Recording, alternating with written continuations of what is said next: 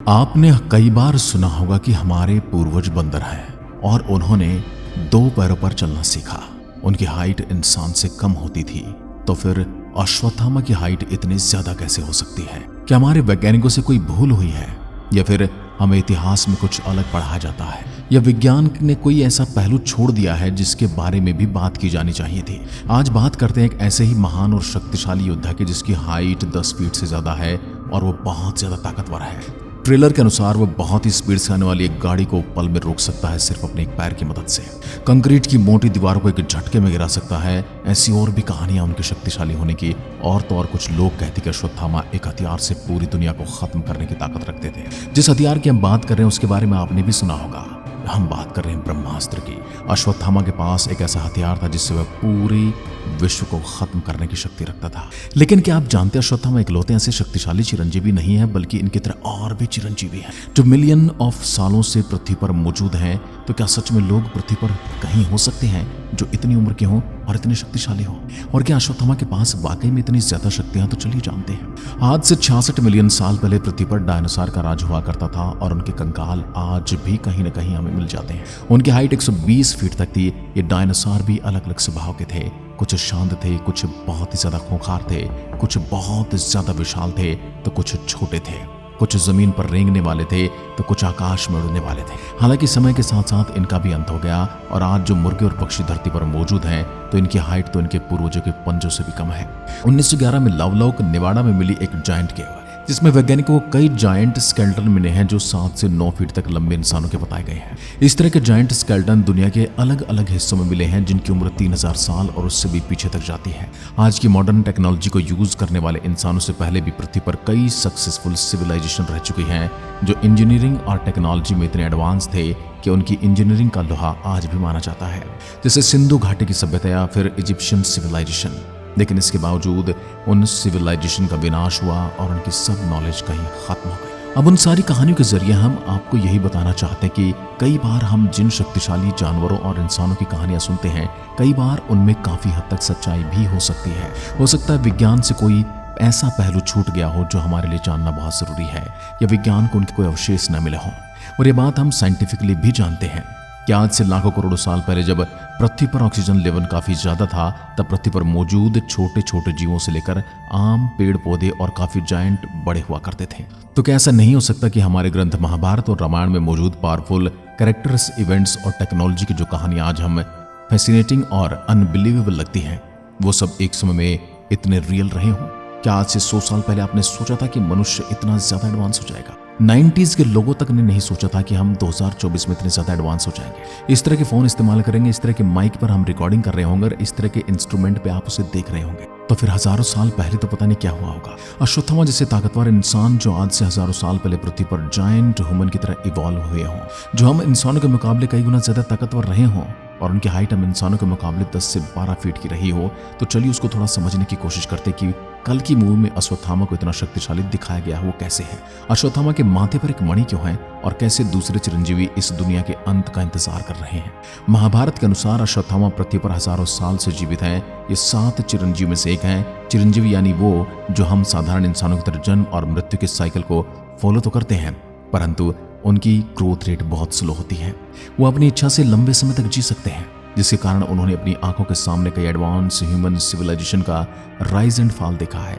लेकिन अश्वत्थामा की ये इमॉर्टैलिटी कोई वरदान नहीं है, बल्कि भगवान द्वारा दिए गए एक श्राप है। अश्वत्थामा दिव्य शक्तियों वाले द्रोणाचार्य के पुत्र थे। द्रोणाचार्य आज से हजारों वर्ष पहले प्राचीन भारतवर्ष के राज्य हस्तिनापुर में थे और उन्होंने जहां पर कौरव, पांडवों और अपने पुत्र को धनुर्विद्या की शिक्षा दी थी, वो जगह आज गुरुग्राम यानी कि गुड़गांव के नाम से जानी जाती है।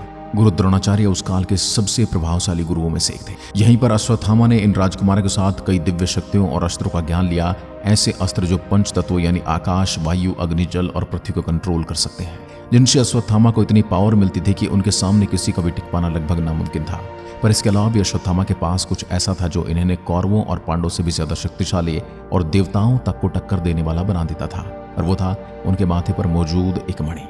ये मणि इनकी ऊर्जा का सबसे बड़ा स्रोत था। कल की मूवी में भी उनकी मणि को दिखाया गया है, लेकिन महाभारत के अनुसार अश्वत्थामा के जन्म से पहले द्रोणाचार्य काफी गरीब थे और वो नहीं चाहते थे कि उनके बच्चे को दुनिया में आने के बाद कोई गरीबी देखनी पड़े। इसलिए द्रोणाचार्य ने सालों तक भगवान शिव की तपस्या की और उनसे एक ऐसा पुत्र मांगा जिसमें भगवान शिव की तरह शक्तियां हों और जिसे कोई हरा ना पाए। जब अश्वत्थामा का जन्म हुआ तब उसके माथे पर एक ऐसी दिव्य मणि थी जो उसे सबसे ज्यादा पावरफुल बनाती थी, उन्हें भूख, प्यास, थकान और उम्र बढ़ने से बचाती थी और ऊपर से द्रोणाचार्य द्वारा दी गई दिव्य शक्ति और अस्त्रों की शिक्षा, इन सबको मिलाकर अश्वत्थामा एक ऐसी महाशक्ति बन गए थे जिन्हें हरा पाना नामुमकिन था।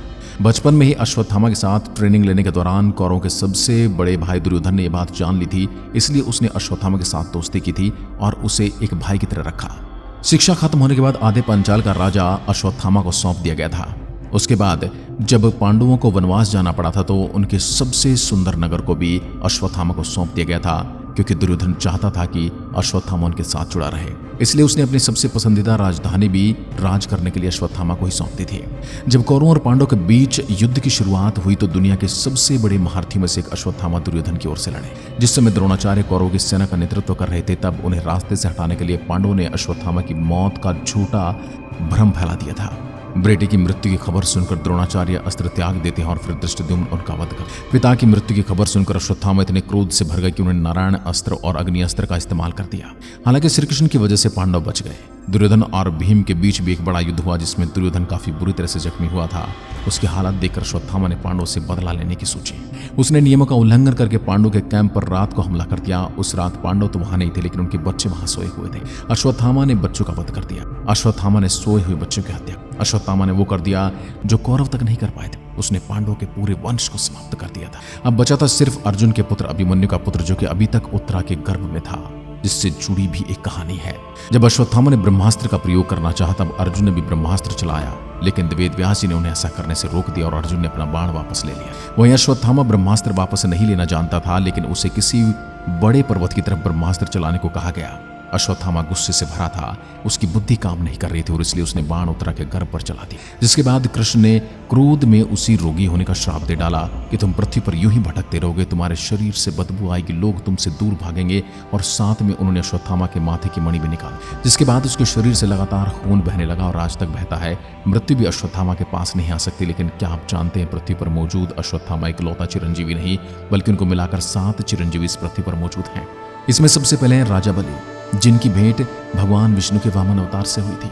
वेद व्यास, जिन्होंने मंत्र, पुराण और महाभारत को शब्दों में लिखा है। रामायण के मुख्य किरदारों में से एक हनुमान जी, भगवान परशुराम, लंकापति रावण के छोटे भाई विभीषण, महाभारत के सबसे बड़े महारथियों में से एक कृपाचार्य, जो कि कौरवों की सेना की ओर से लड़े थे और बच गए थे। भगवान परशुराम को भगवान विष्णु का छठा अवतार भी माना जाता है। अब जरा सोच कर देखिए, या फिर आपके दिमाग में भी यह सवाल कहीं ना कहीं आ ही रहा होगा कि इतने शक्तिशाली लोग क्या पृथ्वी पर पहले हो चुके हैं? तो इसका साधारण सा जवाब है, आज आपको पता होगा कि स्पेस यानी कि अंतरिक्ष विज्ञान में हमने कितनी उन्नति कर ली है। आज कोई भी देश दुनिया के एक कोने से दूसरे कोने पर हमला कर सकता है और मिसाइल हजारों किलोमीटर की यात्रा कुछ सेकंड, कुछ मिनट में पूरी कर लेती हैं और कहीं भी जाकर तबाही मचा देती है। यदि आज से 10, 20, 50 साल पहले अगर किसी ने ऐसा सोचा हो, ऐसा कहा हो, तो सोचिए उसे लोग बेवकूफ़ी समझते होंगे, परंतु आज हम ये सब आंखों से देख रहे हैं। और ये भी जरूरी नहीं कि आने वाले समय में ये सब चीजें एग्जिस्ट करेंगी। हो सकता है कुछ ऐसी तबाही आए जिसके बाद आने वाली जनरेशन इन बातों को अगर कहीं किताबों में पढ़े या कोई कहानी सुनाए तो इनको कल्पना ही मानेंगे। सोच कर देखिए आप, किसी तार से बिजली गुजरने की कल्पना किसी ने आज से 150 साल पहले की होगी? किसी बिजली के उपकरण से बल्ब को जलने की किसी ने, बिना माचिस की तीली के किसी ने रोशनी होते हुए के बारे में कभी सोचा होगा? क्या किसी ने कभी सोचा होगा कि एक समय ऐसा भी आएगा कि हम इस तरह के इंस्ट्रूमेंट को बिजली से चलाकर उन पर रिकॉर्डिंग कर रहे होंगे, अपना भूत भविष्य सब हम उसमें देख सकते हैं, उसकी रिकॉर्डिंग कर रहे होंगे, सुपर कंप्यूटर बना लेंगे।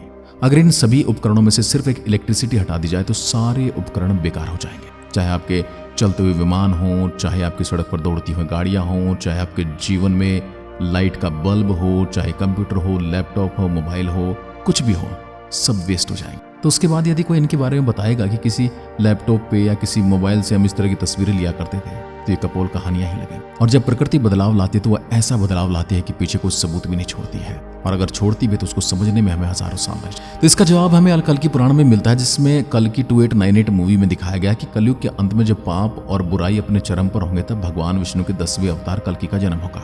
उनका जन्म संभल ग्राम में माता सुमति और पिता विष्णु यश के घर में होगा। यही कहानी कल्कि 2898 में दिखाई गई है, जहां दीपिका पादुकोण कल्कि को जन्म देने वाली है और उत्तरा के जन्मे बच्चे को मारने के पश्चाताप करते हुए अमिताभ बच्चन मूवी में दिखाई दे रहे हैं, जो अश्वत्थामा का रोल प्ले कर रहे हैं और कल्कि की रक्षा करेंगे। अश्वत्थामा के साथ बाकी बचे चिरंजीवी भी पुराणों के अनुसार कल्कि अवतार के समय ही सामने आएंगे, ताकि वे सभी कल्कि के साथ मिलकर कली का नाश करके फिर से सत्युग को ला सकें।